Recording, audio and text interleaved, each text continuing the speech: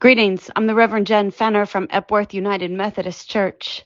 We find ourselves in the week of Christmas and still in the book of James. In the 4th chapter, James asks us to reflect on the cause of fights and quarrels among us. James suggests, don't they come from your desires that battle within you? Your desire to have, so you kill, you covet, but you can't get what you want, so you quarrel and fight. And then you don't have because you don't ask God. And when you do ask God, you don't receive because you ask with wrong motives, that you may spend what you get on your pleasures. James is always directly to the point, and I think the question about what causes conflict in our lives is relevant in this Christmas season. James suggests that oftentimes, whatever churns within us comes from this desire within ourselves to have something that somebody else has. Coveting. Of course, it appears in the 10 Commandments that we shouldn't covet what our neighbors have. But how many times is that actually the truth of unrest within us? Why do they get this, God, and I don't have that? Or why is this present here, but in my life, I don't see any evidence of that? Or why is this person acknowledged and I'm not? Or why does this person receive things first and I don't?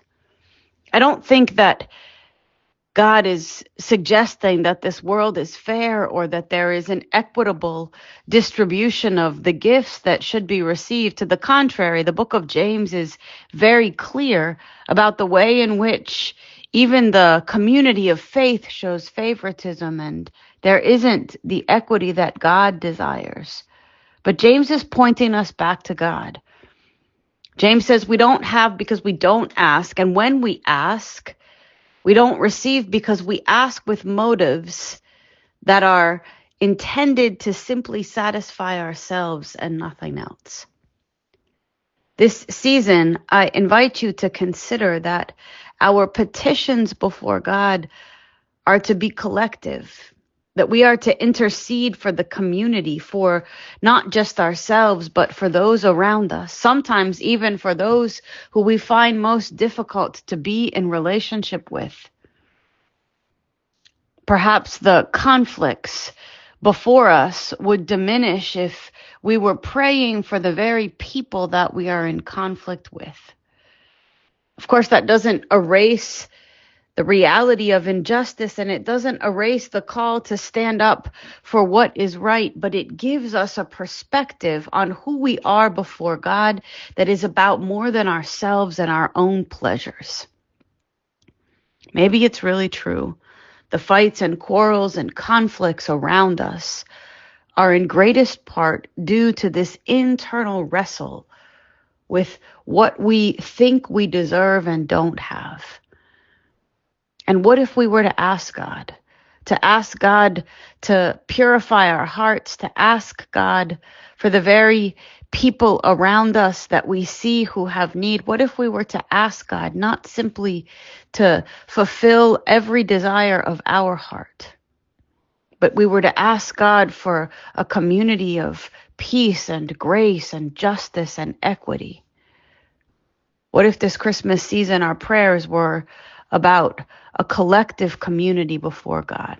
Lord, thank you that you really cause us to reflect on our own motives. Forgive us for the times that our eyes are more clearly placed on our neighbor than they are on ourselves. Settle us, God, that we might see ourselves clearly and ask of you clearly, not to simply please our own pleasures, but to be a part of building the body that you call us to. Thank you for the simple reminders, God, in the midst of a very hectic season, that what happens in our hearts translates directly into the way in which we interact with others. Clean us today, that we might truly have room for the coming of Emmanuel, God with us among us. In Jesus' name.